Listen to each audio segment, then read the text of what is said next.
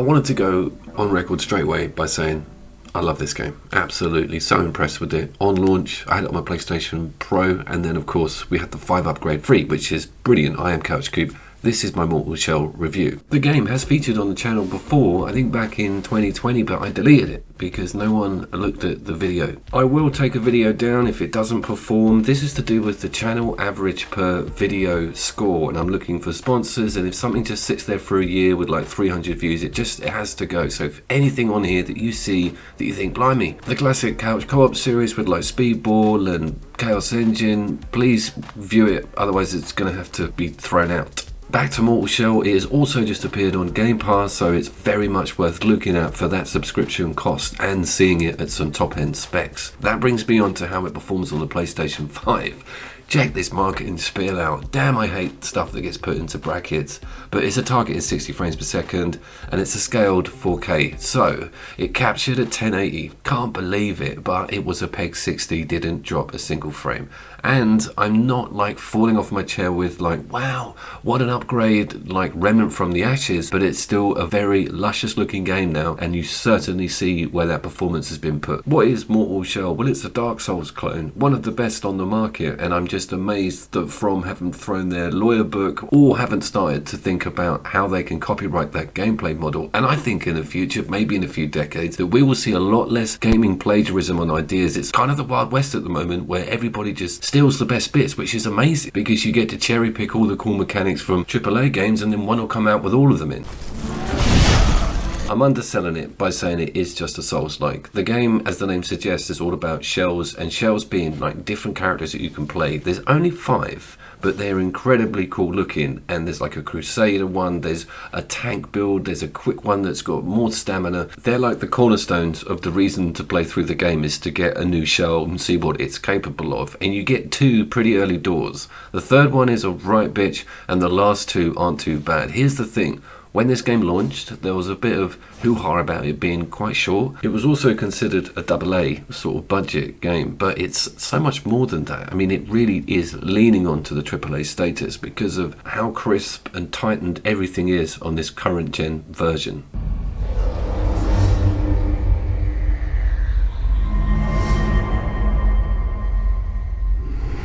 The game is also so dark with its subject matter and storyline and visuals and aesthetic and characters, NPCs. It's ludicrous how weird this game gets, and the cutscenes, some of the enemies, the angles, almost like a witchcraft sort of pseudo-religious. Like few games go into some of the crazy ass detail on a religious level that this game does, and I'm impressed with that. I like that. It goes out on a limb, takes a few risks, and it pays off. The game is pure adult and totally frightening in areas.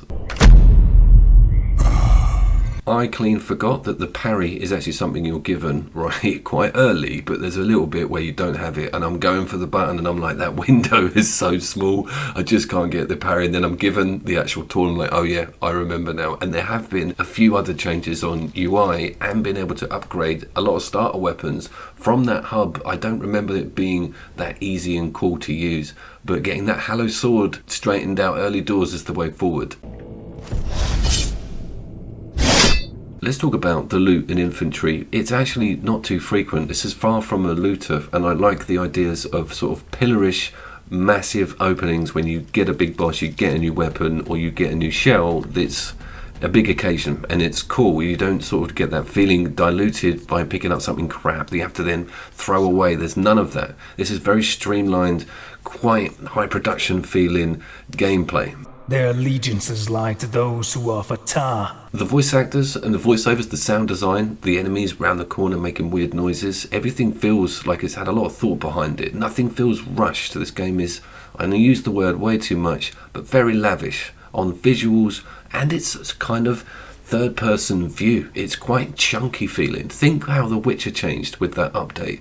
You've got like big steps when you do the dodges, and you can feel the suit clunking around, and the same goes for some of the big bosses that you fight. There's a lot of gravitas here.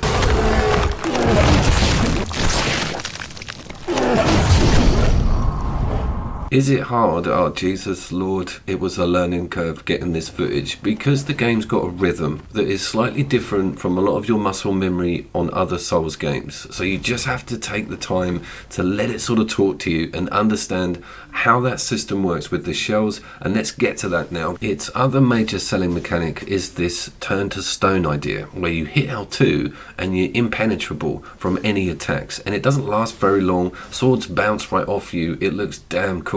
And it can be used in any situation.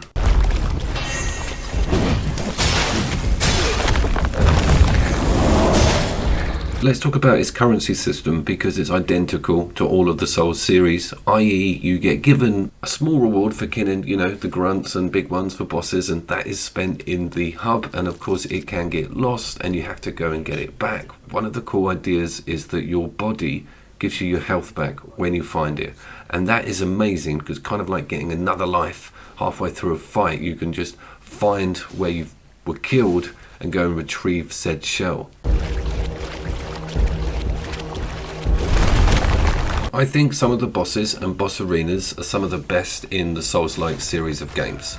And getting your new shell and opening up a new weapon, or knowing that felling a big enemy is going to give you a reward in that direction, is a really cool boost to get you right through this game. And it will take you right through. It's not massively lengthy. And I think that's a cool thing because rarely do people get to the back end of a lot of Souls games. I've also got to shout it out massively for having a very cool photo mode that actually pauses the game even if you're having some sword play. This is one of those I want to always be online, you can't really pause me games, but when you go into photo mode everyone just stands still. Is brilliant. And getting that pan, as you know, is one of my passions, and it's stunning. The grass, look at this resolution, this is in game. This is where that crispness is so noticeable against those base level machine models. I think I am just absolutely beside myself that this is upscaled 4K. This looks so much better than 1080 when you're playing it on a big old screen. I can detect any of that smudging that you see when a lot of the tiling systems aren't working correctly, or there's just nothing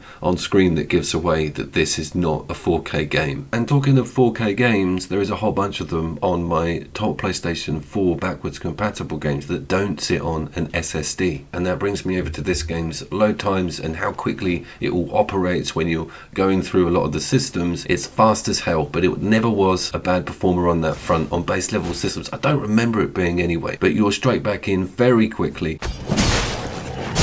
Is that combat really sticking to 60 frames per second when things are busy? Hell yes. This game is on rails when it comes to its frame rates. The most impressive thing about the whole 5 conversion, to be fair.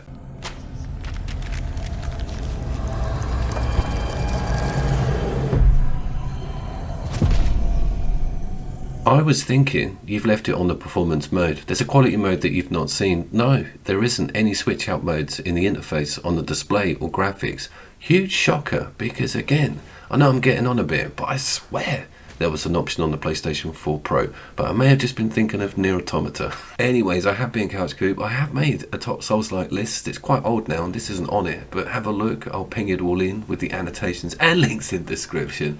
And I will, of course, see you down there.